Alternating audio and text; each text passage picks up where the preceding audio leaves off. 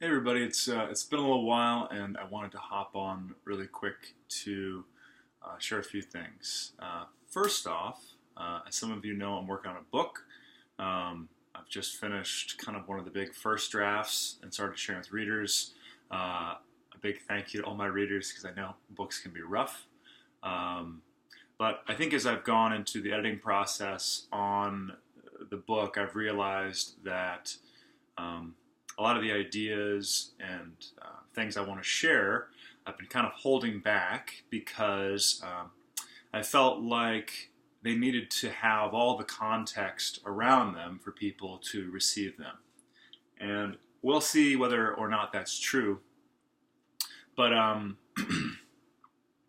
wanted to hop on and just start sharing some of these thoughts and this perspective because things are just getting so nutty in our world and so crazy that I guess I've realized that holding back probably is not the most constructive thing to do. And it probably is more for my own self-protection than it actually is um, for anything else. So with that, folks that have seen any of my earlier videos know that um, I had a very transformative experience with the psychedelic DMT, specifically 5-MeO DMT, a few years ago. That experience was definitely eye-opening, but it ended up creating more questions than answers for me. And so I spent really the next 3 years diving into all different types of things that I never thought I would ever be exploring. So, I went deep into Buddhism and Hinduism. I read up on psychedelic authors, Western psychology. I found my way to a lot of different contemplative traditions from the East, and have had just a series of really eye-opening, amazing experiences that if I had to put them under an umbrella, I would put them under the umbrella of transformations of consciousness and the implications of that. In my personal life, the big shift for me was recognizing that the human ego is this mental construct. It's an idea in the head about who you are. And when you're living exclusively through that ego, you are prone to tremendous amounts of suffering and anguish. You are really not in an optimal state of being when you're stuck inside the ego. There's more complexity there, of course, but I'm trying to cover some bases here. So basically, ego is where we all start, and through what you might call an awakening process or an alignment process or any other term that might suit you, human beings are meant to evolve beyond this ego construct. And that doesn't mean that people that have are better. It doesn't mean that people who haven't are inferior. It just means that human beings live on a continuum, with one side being ego, which is where we start, almost like a sandbox of sorts. And then as we realize how confining that ego is, we start to explore what lives beyond the ego. And that really has been what my personal journey has been all about exploring. And that's what I'm trying to capture in this book. That being said, as I've shared the book with a few folks, I've realized that, again, current events are so strange that we need to start having this conversation now. And it can't wait the long incubation process of a book because things are getting worse faster than I anticipated, and perhaps any of us anticipated. Here I'm thinking about the repeated attempts by the current government leadership to push a health care bill that will lead to the deaths of millions of Americans. And I'm not being alarmist here when I say this. That is exactly what bills like this are meant to do. I'm talking about the fact that we have a commander-in-chief whose election is dubious, who is actively trying to push us into another war, and is talking about wiping countries off the map, which is the opposite of what a president is supposed to do. The point of this is not to get into politics, although, of course, it butts up against politics quite often now. It's to point out that this construct of ego is intimately tied to every single world conflict, every single issue that we are currently facing, whether it's global warming, whether it's nuclear proliferation, whether it is crises around natural resources like water, or oil, what have you. The ego is central to all of them. And at first that might seem a little bit confusing, because if ego is just a story in the head about who I am, then what does that have to do with these very large-scale macro crises which we as a species are facing? Well, the connecting point is the fact that when all of us are living through this psychological construct, what it does is it creates a sense of separateness. When we can put someone else at arm's length and say that they aren't like us and that they are our enemy, when we can make them an other, suddenly we are capable of doing horrible things.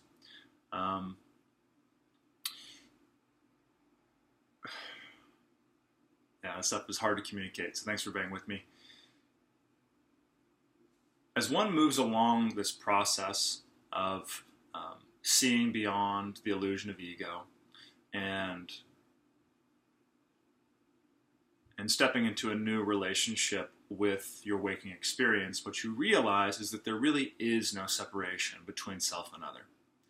That the human mind, this incredibly powerful tool, is what creates separateness. It's what allows us to be unfeeling and insensitive to the needs of another, right? Whether that is a romantic partner, whether that is your neighbor to the south in Mexico with a big wall you want to build, whether that is North Korea, whether that is Iraq, whether that is Islamic fundamentalists, whether that is any different identifier you can slap on an other. It allows us to keep on perpetrating these crimes against one another. So, as one goes along this process, what one realizes is that the self, the true self, that all the great spiritual traditions point to, that all the great religions point to, when you strip back all these cosmetic differences, you recognize that it's all one thing. It's all one. And the separateness that we all, through our mental constructs, create through the mind, is the destructive force behind these conflicts. And ego is obviously the centerpiece of the mind. So, each of us as an individual needs to look within. We need to probe these questions and understand what the true self actually is. And as we do that, as we become more aware that our consciousness, the consciousness that runs through me as Clancey and you as whatever name you've been given, is all one thing.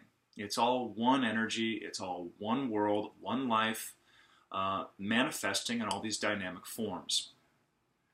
And when you live in the truth of that, which by no means am I saying I've figured it out completely, but when you start to live in that truth, when you start to live in that way with the recognition that the person across from you is you, when the nation seemingly a world away is not really disconnected from you at all, but very much connected with you, it changes the way you engage with your living experience, and it changes the quality of relationships, and it changes the way you feel.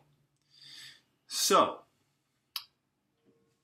as current events unfold, as we are witness to so much unconsciousness, the challenge, the task, I think each of us has to do, which will influence all the others, is to explore within ourselves the true nature of ourselves, the true nature of what it means to be a human being. I don't have all the answers. I believe each of us has a great amount of wisdom hidden within us. And I am encouraging all of you to look within yourself and also to be very aware and awake and engage, and yes, to resist during this really transformative time in human experience. Last big thought.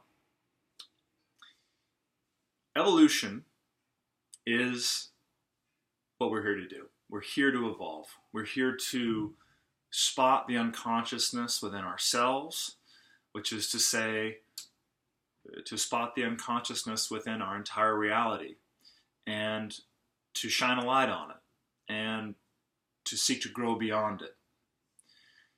So as these unconscious acts keep occurring in our outer reality, we of course need to engage. We need to raise our voices. We need to not turn away from what we know is wrong. But if we really seek to change it, then we have to be part of that groundswell shift, which is a psychological shift, which is a spiritual shift, and to become more acquainted with the interconnectedness and the oneness of all things, because that's the only way we're really going to solve this and transform this. Yeah, that's all I got right now, guys. Thanks so much for listening. As always, I appreciate people's thoughts and comments and questions. We're in this together, and I appreciate everyone for being a part of it and raising their voices. Thanks.